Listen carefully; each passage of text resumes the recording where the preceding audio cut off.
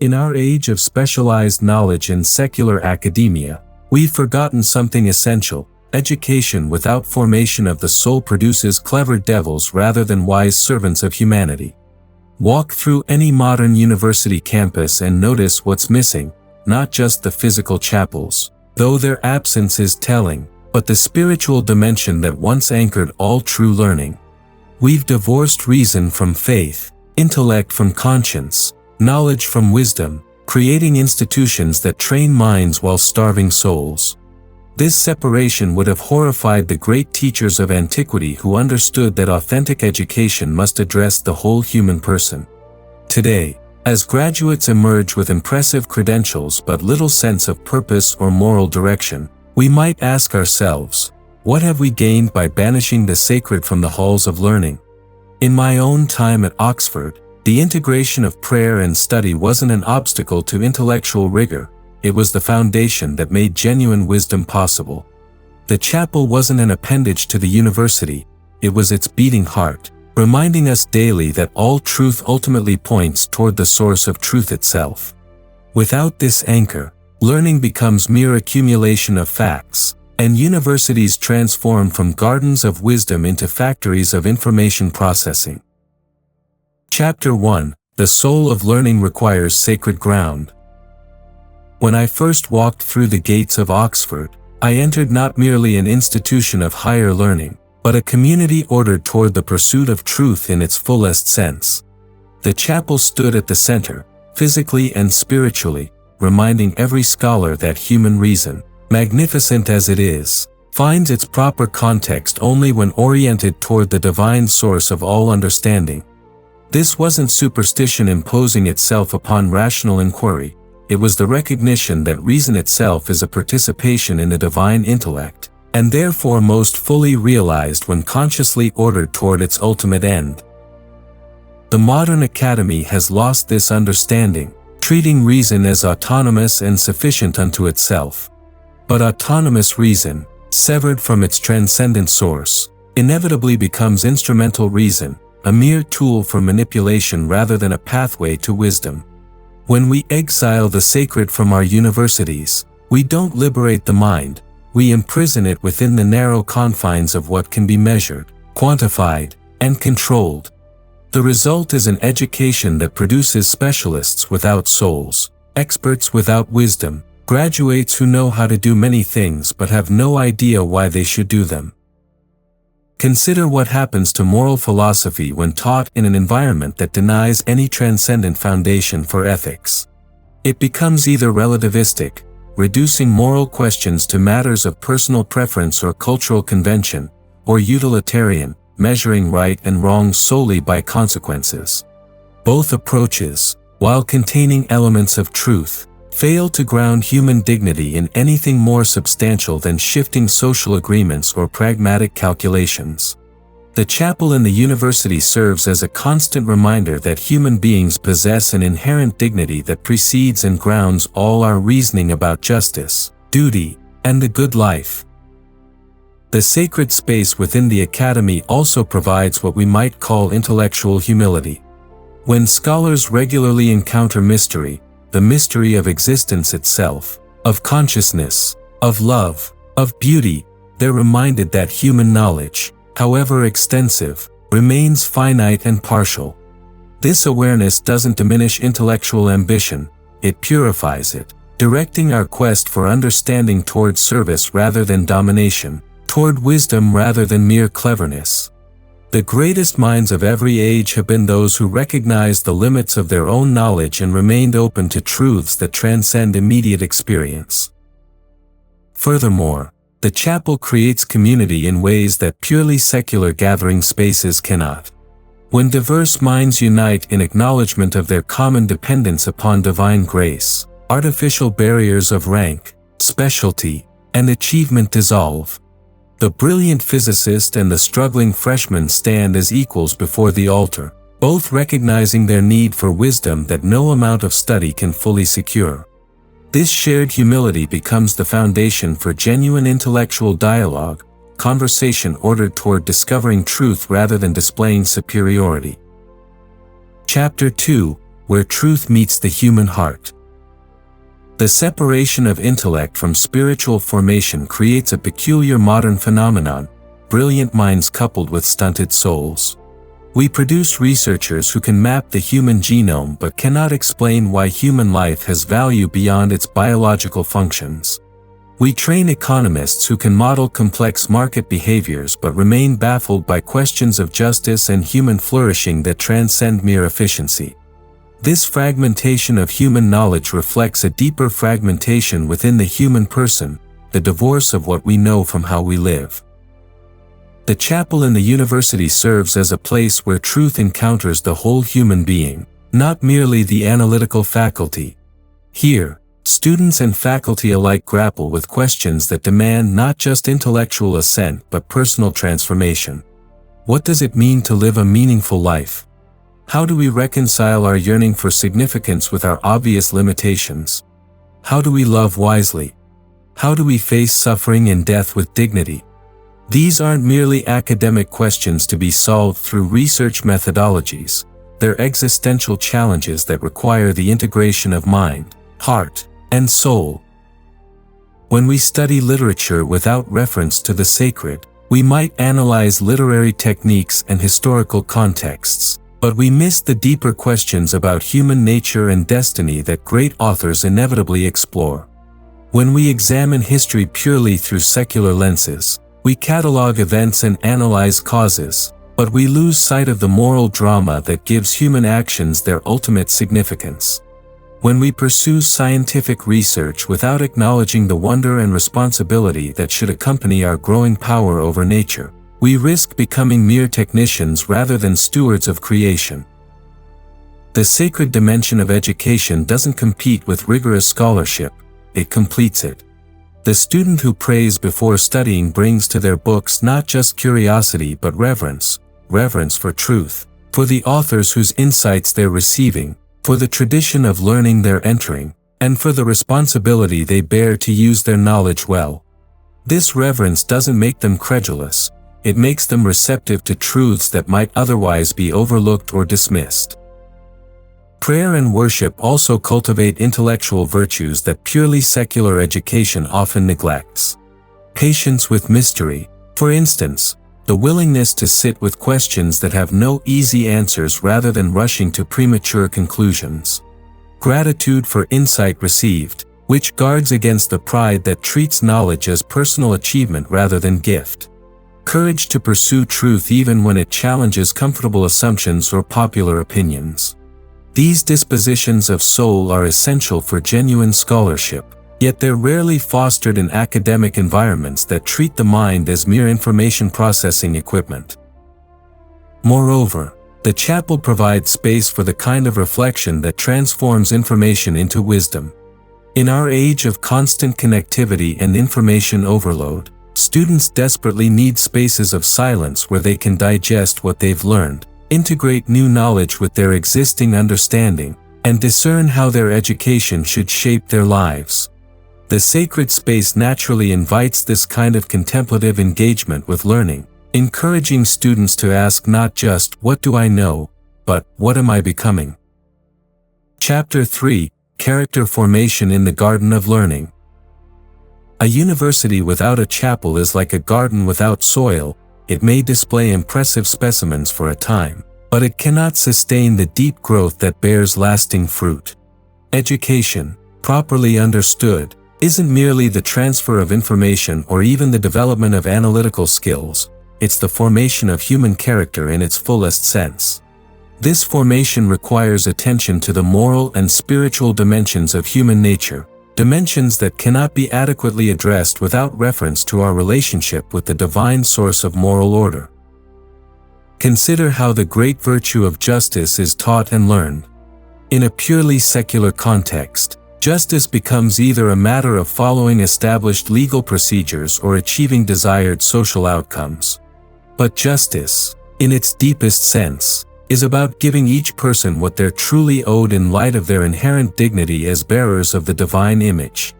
Without this metaphysical foundation, our understanding of justice remains shallow and unstable, shifting with changing social fashions or power dynamics. The chapel in the university provides a regular reminder of the absolute worth of every human person, grounding our pursuit of justice in something more solid than social convention or utilitarian calculation. When students regularly encounter the sacred, they're formed in habits of reverence that extend to their treatment of fellow human beings.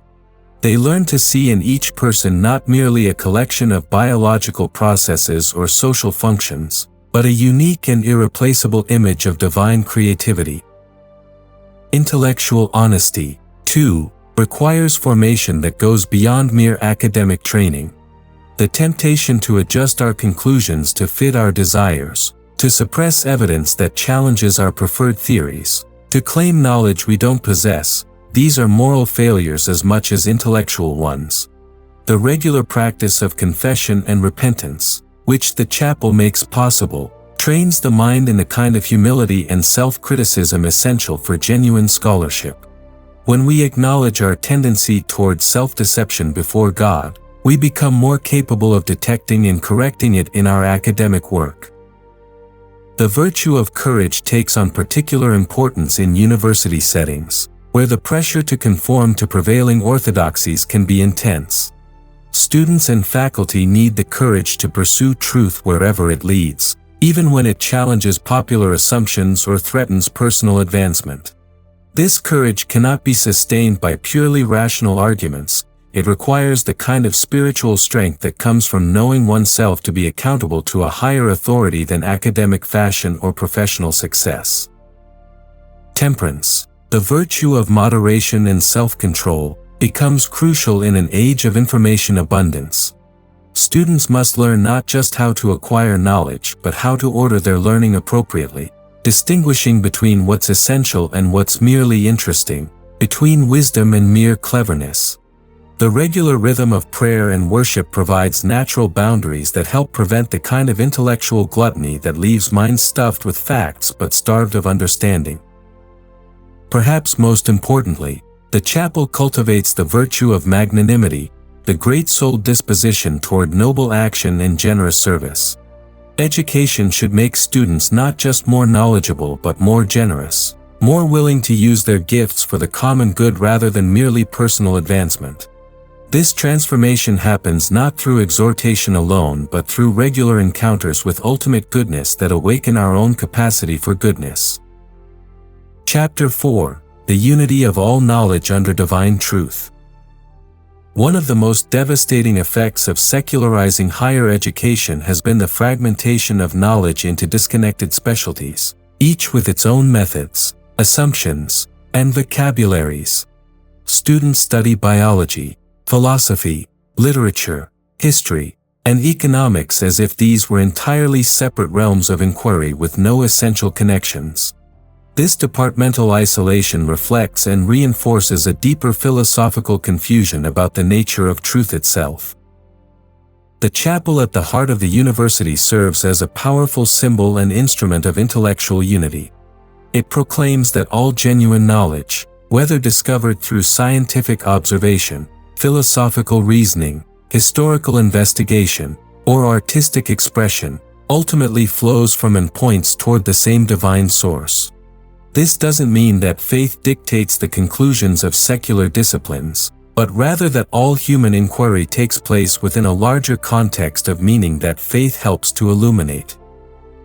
When students and faculty regularly gather in acknowledgement of this ultimate unity, they're better equipped to recognize the deep connections between seemingly disparate fields of study.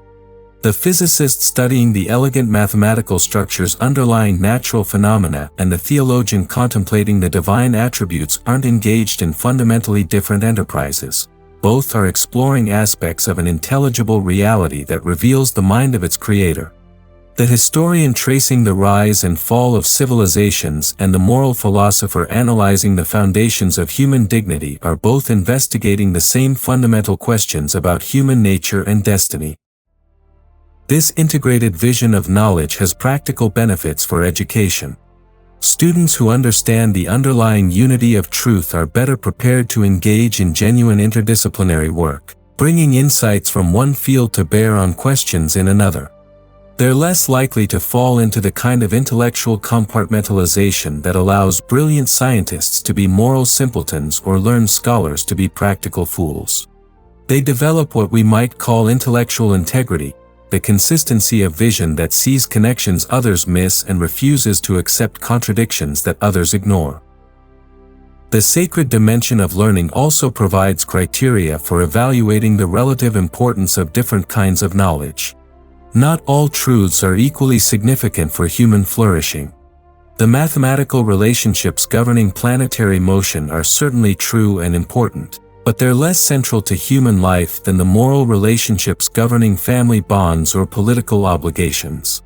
The chapel reminds us constantly of the hierarchy of goods and truths that should order our educational priorities.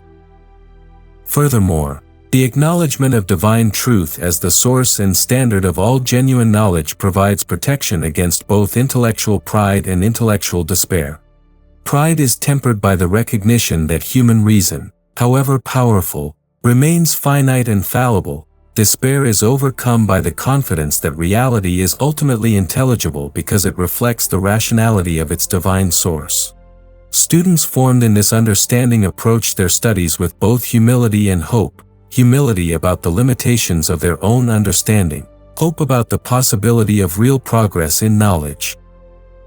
The integration of sacred and secular learning also enriches both domains. Scientific investigation becomes an act of worship when conducted with awareness of the beauty and order it reveals. Literary study deepens when students recognize the spiritual yearnings that animate great works of imagination. Historical research gains significance when scholars understand themselves to be tracing the working out of divine providence in human affairs. Conversely, theological study benefits from the precision and rigor that mark the best secular scholarship. Chapter 5: Community and Communion in Academic Life. The modern university, for all its impressive resources and sophisticated programs, often fails to create genuine community among its members. Students and faculty interact primarily as competitors or customers rather than as fellow seekers after truth. The impersonal structures of large institutions, combined with the hyperspecialization of academic disciplines, fragment what should be a shared intellectual adventure into isolated individual pursuits. The chapel serves as the natural center for authentic academic community because it addresses what all members of the university share most fundamentally: their common humanity and their common need for truth, meaning, and purpose. When the brilliant professor and the struggling freshman kneel side by side in prayer, artificial hierarchies dissolve, and genuine fellowship becomes possible. The recognition of our shared dependence upon divine grace creates bonds that transcend the temporary distinctions of rank, achievement, and expertise.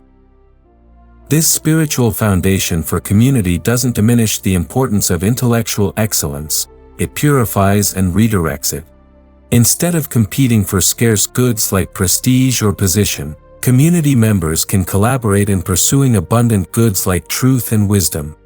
The physics professor can mentor the philosophy student not because they share the same specialty, but because they share the same fundamental calling to understand reality and use that understanding in service of human flourishing. Regular worship also creates rhythms that humanize academic life. The constant pressure of deadlines, publications, and evaluations can transform universities into anxiety-producing machines that treat students and faculty as mere units of productivity. The chapel provides regular respite from this dehumanizing pressure, reminding everyone involved that their ultimate worth doesn't depend on their academic performance but on their status as beloved children of God. The practice of corporate prayer develops intellectual virtues that solitary study cannot cultivate. When diverse minds unite in common worship, they practice the kind of intellectual humility and openness essential for genuine dialogue. They learn to listen not just for opportunities to advance their own positions but for insights that might emerge from unexpected sources. The freshman's simple question might illuminate a problem that has puzzled senior scholars. The perspective of someone from an entirely different cultural background might reveal assumptions that specialists in the field have never examined. Sacred community also provides the kind of moral support necessary for courageous intellectual work. When scholars know themselves to be surrounded by others committed to truth regardless of personal cost, they're more willing to pursue research that might challenge conventional wisdom or threaten established interests.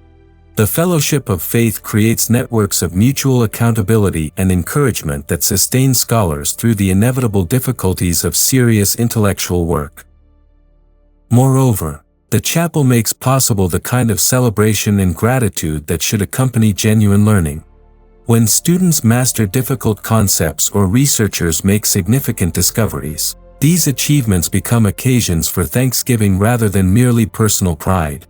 The recognition that all insight is ultimately gift rather than achievement fosters the kind of intellectual generosity that makes knowledge truly fruitful.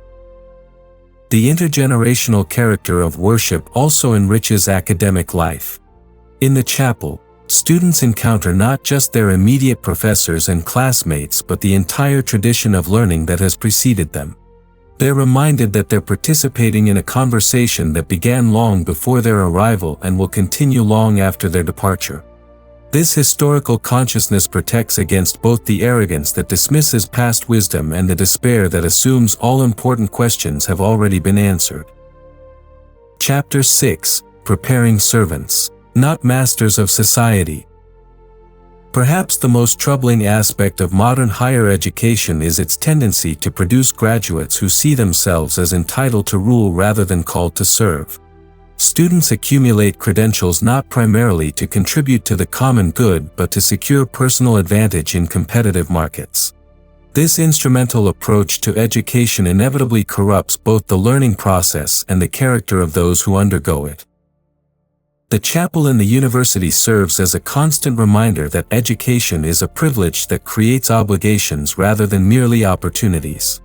Those who have received the gift of learning bear special responsibility to use their knowledge and skills in service of those who have not had such advantages. The regular practice of worship forms graduates who understand themselves as stewards rather than owners of their talents and training. This service orientation transforms the entire educational enterprise.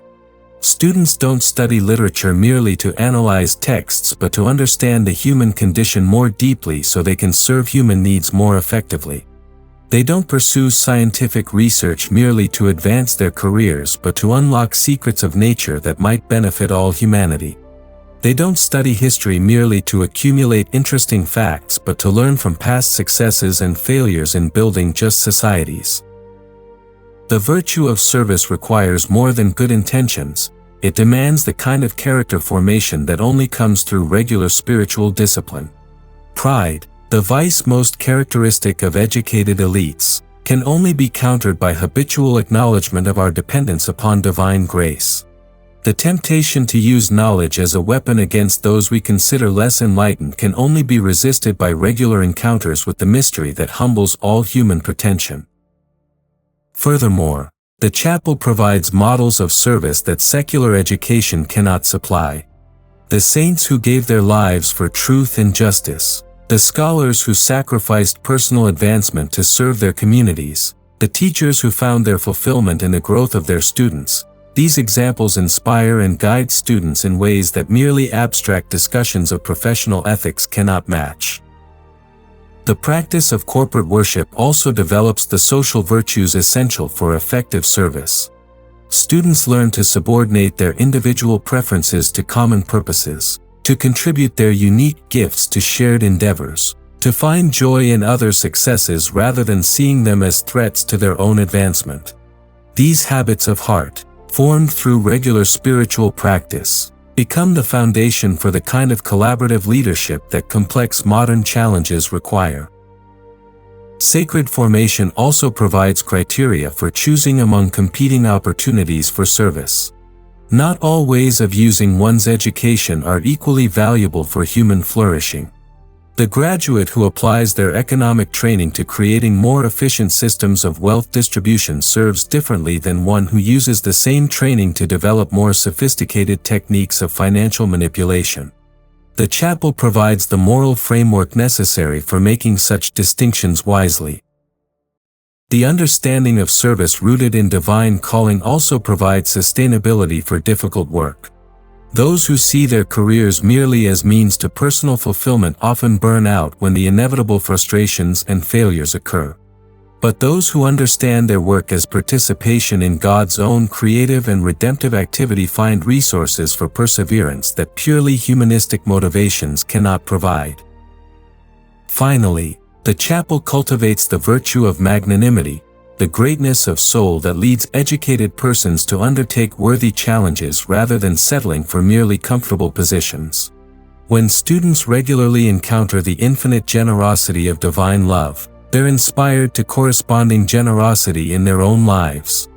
They become willing to take risks for the sake of justice, to sacrifice immediate advantages for long-term benefits to their communities, to choose difficult but important work over easy but trivial alternatives. Chapter 7: The Recovery of Wonder in Higher Learning. The most profound loss in modern secular education may be the disappearance of wonder, that fundamental disposition of awe and gratitude before the mystery of existence that has always motivated the greatest minds. When universities treat reality as merely material to be analyzed and manipulated rather than gift to be received and contemplated, they rob learning of its deepest source of energy and direction. The chapel restores wonder to its proper place at the heart of education. Here, students and faculty regularly encounter mystery that cannot be reduced to problems to be solved. The existence of anything rather than nothing, the intelligibility of the natural world to human minds, the emergence of consciousness and freedom within cosmic evolution, the human capacity for truth and love and beauty, these realities evoke the kind of fundamental amazement that drives authentic inquiry. This sense of wonder transforms the entire approach to learning. Instead of seeing themselves as masters interrogating a mute and passive nature, students understand themselves as participants in an ongoing dialogue with a reality that speaks if we learn to listen. Scientific observation becomes a form of attentiveness to divine creativity. Historical study becomes exploration of the ways divine providence works through human freedom. Literary analysis becomes contemplation of the inexhaustible richness of human experience created in the divine image. Wonder also provides protection against the reductionism that plagues much modern scholarship. When students habitually encounter mystery, they become suspicious of explanations that claim to dissolve rather than illuminate the questions that matter most. They resist the tendency to reduce consciousness to brain states, love to evolutionary programming, moral obligation to social conditioning, or artistic beauty to cultural construction. Not because these reductive approaches contain no truth, but because they typically explain away the very phenomena that most require explanation. The cultivation of wonder through regular worship also develops intellectual patience, the willingness to live with questions that have no easy answers rather than rushing to premature closure. This patience is essential for serious scholarship in any field, but it's particularly important for research into the fundamental questions that connect different disciplines. Students formed in wonder are more likely to recognize when they've reached the limits of current knowledge and more willing to acknowledge the mysteries that remain. Furthermore, wonder naturally leads to gratitude, and gratitude transforms competitive academic environments into collaborative ones. When students experience their education as gift rather than achievement, they become more generous in sharing insights with others, more willing to acknowledge the contributions of predecessors and colleagues, more committed to advancing knowledge for its own sake rather than for personal advantage. The practice of worship also connects contemporary learning with the great tradition of scholarship that has always been motivated by wonder. When students pray in the same spirit as Augustine wrestling with the nature of time, Aquinas investigating the relationship between reason and revelation, or Galileo marveling at the mathematical beauty of celestial mechanics, they enter into communion with the greatest minds of human history. This connection provides both humility about their own contributions and confidence about the worthiness of the intellectual enterprise itself. Wonder, properly cultivated, also provides criteria for evaluating the significance of different kinds of research. Not all questions equally reward investigation. Some lead toward deeper mysteries while others dissipate into mere technical problems. Students formed in wonder develop intuitive sense for which directions of inquiry are likely to yield insights that matter for human flourishing rather than merely career advancement. Finally, the recovery of wonder makes possible what we might call contemplative scholarship, research conducted not just with analytical rigor but with reverent attention to the depths of reality being explored. This contemplative dimension doesn't compromise intellectual honesty. It fulfills it by engaging the whole human person in the quest for truth rather than merely the calculating intellect. Conclusion. As I reflect on the poverty of education divorced from its sacred source, I see not merely an academic problem but a crisis of human formation that threatens the very foundations of civilized society. When we produce graduates who possess technical competence without moral wisdom, analytical skill without contemplative depth, professional training without spiritual formation, we create a class of educated barbarians who mistake cleverness for wisdom and manipulation for understanding. The remedy is neither the abandonment of rigorous scholarship nor the imposition of sectarian dogma upon unwilling minds. Rather, it's the recovery of that ancient understanding which recognized all genuine learning as participation in divine truth and all authentic education as formation of the whole human person for service to the common good. The chapel stands as symbol and instrument of this integration, reminding everyone who enters the university that knowledge without character is dangerous, reason without reverence is blind, and education without transformation is ultimately empty. To restore chapels to our universities would require more than architectural renovation. It would demand the recovery of a vision of human nature and destiny that our secular age has largely forgotten. Yet this recovery is not impossible, for the deepest longings of the human heart remain constant across centuries and cultures. Students still hunger for meaning beyond material success, faculty still seek truth that transcends immediate utility, and communities still need graduates formed in wisdom rather than merely trained in techniques. The path forward requires courage from those who understand what we have lost, patience with those who fear what might be gained, and hope grounded in the conviction that truth itself ultimately vindicates those who serve it faithfully. Let us work toward universities that once again deserve the name, places where the universe of knowledge finds its unity in the one who is the source and goal of all genuine learning.